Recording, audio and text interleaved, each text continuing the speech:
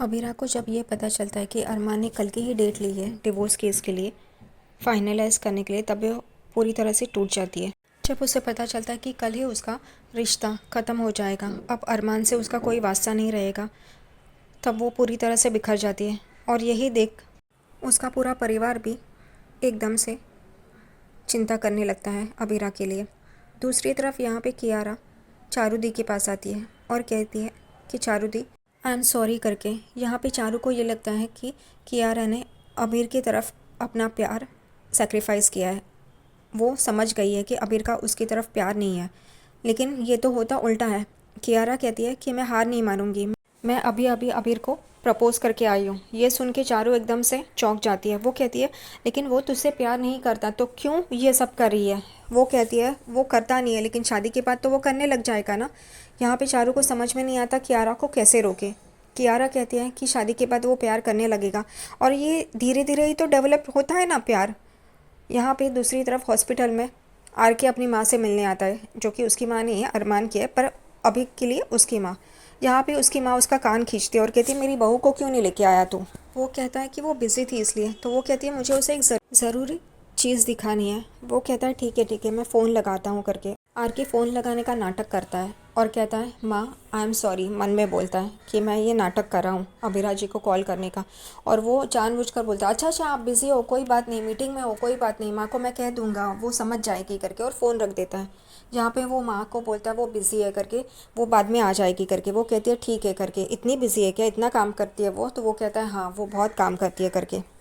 आज वसंत पंचमी होती है, इस वजह से अरमान और अभीरा को अपने अपने पुराने दिन याद आते हैं। जैसे वो तैयार होने के लिए टाइम लेती है अभीरा, और अरमान कैसे उसे कहता है कि जल्दी जल्दी उठा करो, अगर इतना ही तैयार होना है जल्दी करके, डांट नहीं खानी है। तो यही मीठी नोक झोंक उन्हें याद आ रही होती है और वो एक दूसरे को याद कर रहे होते हैं, क्योंकि आज उनका फाइनल डेट होता है जब वो अलग हो जाएंगे एक दूसरे से। इस वजह से यहाँ पे दोनों ही बहुत टेंशन में होते हैं, क्योंकि आज फाइनल डे है। आज के बाद वो ना ही एक दूसरे के रहेंगे और ना ही ये रिश्ता।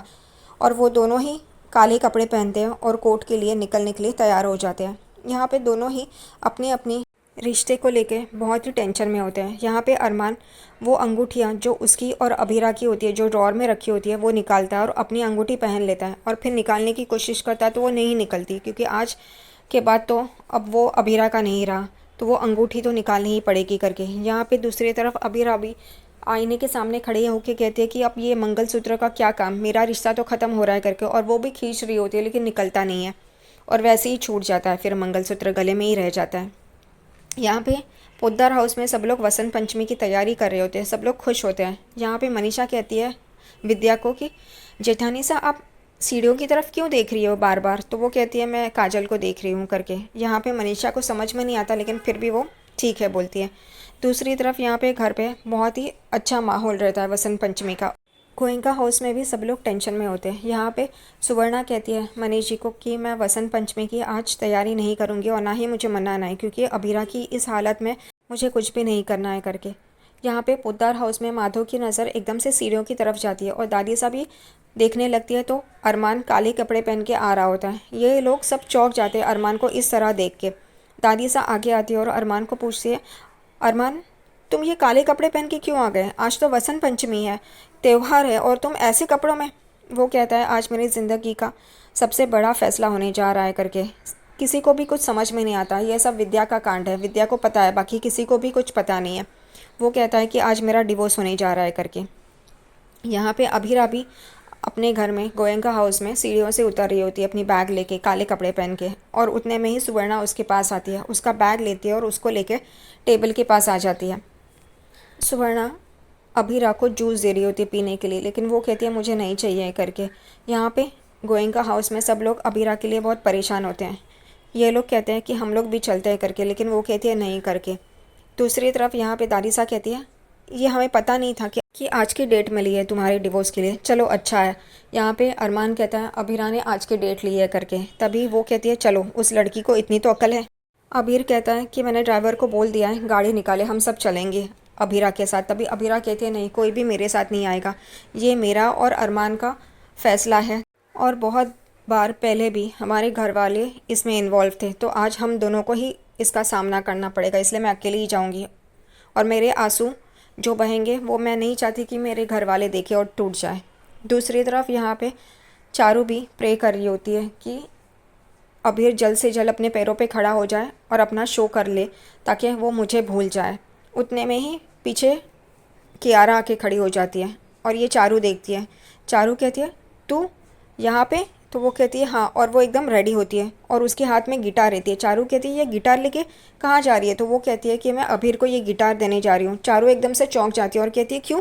तो वो कहती है कि अभीर ये गिटार देख के बहुत खुश हो जाएगा और वो वापस गाना गाना शुरू कर देगा और वो हैप्पी हो जाएगा। यहाँ पे चारू कहती है आज तुझे पता है ना, अरमान भैया और अभीरा भाभी का डिवोर्स केस है, फाइनल हियरिंग है और तू इस वक्त वहाँ पे जाएगी तो वो अच्छा नहीं रहेगा। तो वो कहती है नहीं, यही वक्त है जहाँ पे अभीर को सबसे ज़्यादा मेरी ज़रूरत होगी करके।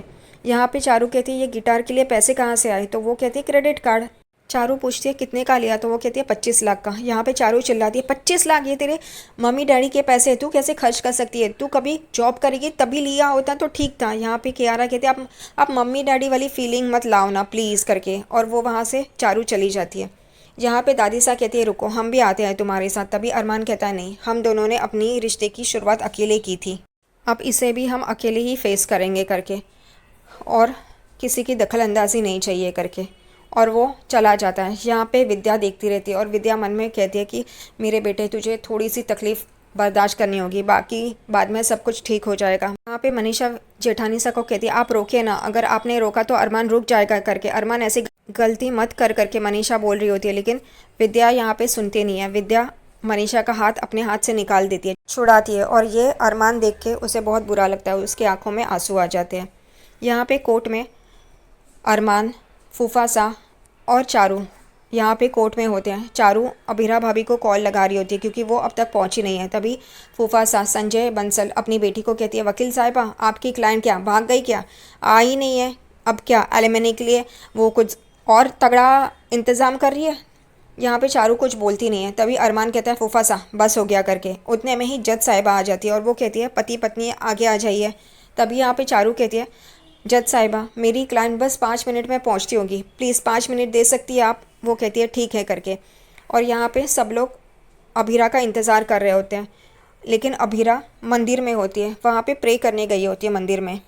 अभीरा वहाँ पे दिया जलाती है और रोती रहती है। यहाँ पे अभीरा कहती है आज हमारे रिश्ते का आखिरी दिन है, और वो उठती है। तभी एक औरत उसे मिलती है और वो कहती है बेटा तू तो शादीशुदा लगती है, तो आज के इस शुभ दिन पे वसंत पंचमी में तुमने ये काले कपड़े क्यों पहने हैं, और तुम्हारा पति कहाँ है? कहते हैं कि आज के दिन में पति पत्नी एक दूसरे को हार पहनाए तो वो हमेशा के लिए एक हो जाते हैं करके। यहाँ पे अबीरा रो रही होती है।